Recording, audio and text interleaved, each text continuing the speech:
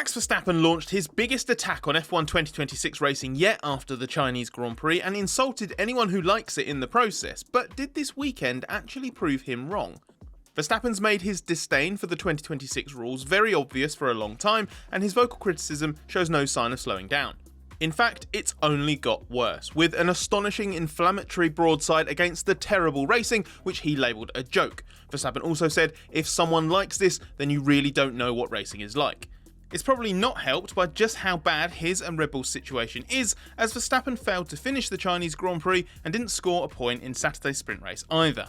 He spent both as a midfielder, being outqualified and beaten by cars from Alpine, Haas and Racing Bulls across the weekend. Verstappen has just 8 points, 43 fewer than Mercedes Championship leader George Russell, making this the second worst start to a season in his career, tied with 2018 and only 1 point better off than his rookie year with Toro Rosso in 2015. As Mercedes boss Toto Wolff put it, Max is in a horror show with a car that is horrendous to drive. And Verstappen himself has admitted that Red Bull's car was his biggest problem in China, not its engine and certainly not the rules. It's not dissimilar to how Fernando Alonso, driving that horribly underpowered and unreliable Aston Martin Honda mess, is decrying the rules constantly too. Alonso labelled it a battery world championship and pointed to how 4 cars failing to even take the start because of technical problems was the worst show you can have. We also know that McLaren's Lando Norris is no fan of 2026 either. So are the disgruntled world champions just being sore losers in all this, having ended up with the wrong machinery for the new rules era? Verstappen's title chances do look extremely distant, even assuming Red Bull can launch a massive development turnaround. But he insists his position against the rules has nothing to do with the competitive order. Verstappen says he would say the same thing even if he was winning races because he cares about the racing product, it's not about being upset with where I am. It's tough to really believe that because it does seem to be that Verstappen's mood turns whenever he has to drive his car. Early in the China weekend, Verstappen had actually sounded slightly more optimistic about the rules. He said there were discussions ongoing to make some progress and hopefully in the short term too. As soon as the track action started and Red Bull suffered an even worse weekend than its season opener, Verstappen's tune changed. It peaked post-race when he lamented it as playing Mario Kart, not racing, and that it all comes down to boosting past, then you run out of battery, the next straight they boost past you again. But is this actually what happened in China? This weekend seemed to present a more tempered version of the yo-yo racing that dominated the early laps of the opener at the energy-starved Melbourne track a week earlier. Verstappen was among many, including me, who felt that was artificial and problematic. And he did have a point in China when he dismissed Ferrari's early disruption of Mercedes' victory march out front as just a consequence of Ferrari's mega starts, then it takes a few laps to sort it all out. There is no great racing for victory on display here, but decrying everything that happened in the China races as solely down to the battery situation and going as far as claiming viewers who take enjoyment in it do not understand racing isn't fair or accurate. What kind of racing you like isn't just divided into are you a new fan or an old fan, a real fan or a fake fan. There's variation in opinion regardless of how long you've watched F1 for. If Max doesn't like this, fine, he doesn't have to, but there's no need to insult people who do, especially when there was actually some stuff to like in China. I'm happy to fall into the category of people that Verstappen thinks doesn't know anything about racing because, to me, it didn't quite play out as he's claimed. There's still way too much randomness at the start, potential for a false order created by technical variables that go beyond driver skill, and some big differences in battery usage that make for some very low stakes, low meaning drive-bys back and forth. But to me, the ratio of that to more satisfying racing was a lot better in China, which showcased the better side of the 2026 rules more, the cars. Across the sprint and the Grand Prix, the action shifted more from the straights to where it should always count most, the corners. Cars were vying for position under braking, running wheel to wheel, cutting back quickly, and generally just racing more dynamically than the ground effect era tended to allow. Lewis Hamilton and Charles Leclerc fought wheel to wheel a lot during this race, and the Ferrari teammates were keen to make it clear how much fun that was. Hamilton even went as far as describing it as the best racing I've ever experienced in Formula 1. That's probably a step too far in the other direction, and plenty of other drivers, especially in the midfield with Verstappen, disagree, but maybe that points to where the problem is.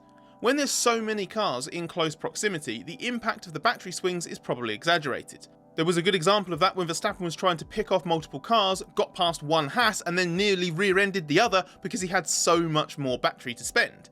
Perhaps in more isolated fights, especially when cars are on similar or the same deployment strategies, the demands switch, and then we get the best of slightly smaller, lighter, nimbler cars.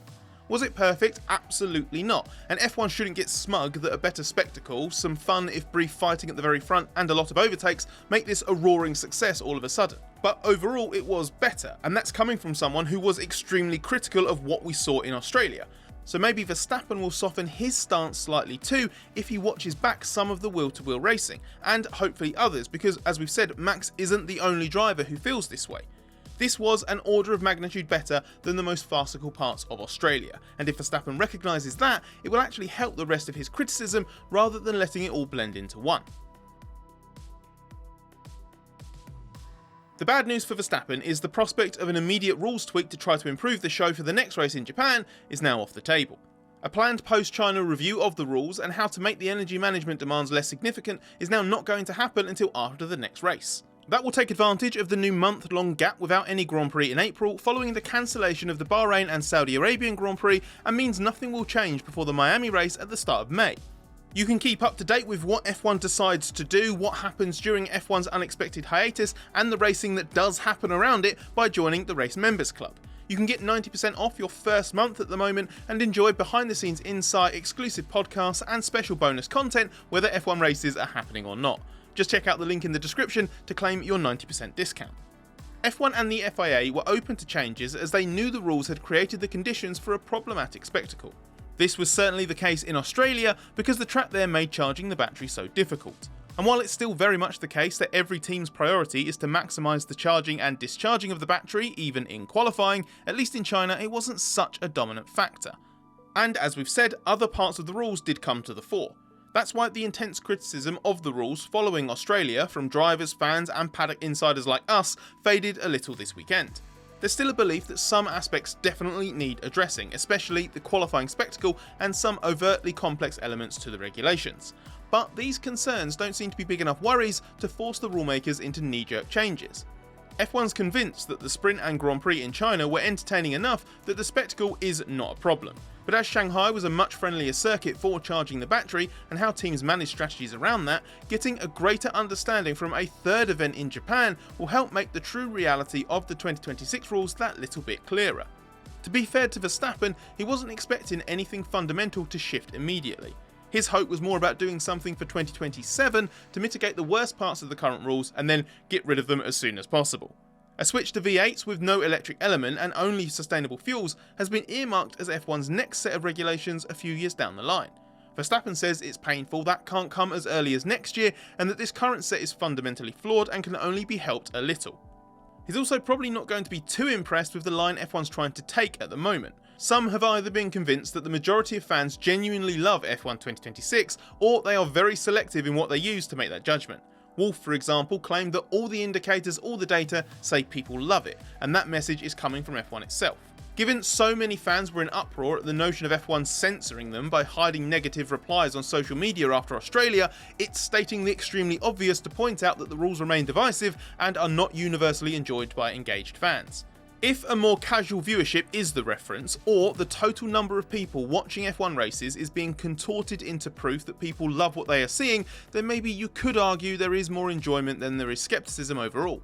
But if F1 genuinely thinks this is better for a wider, more casual audience, and that's what F1 wants to go for, then Verstappen's warned them not to let that impact its decision making, or it will come and bite them back in the arse.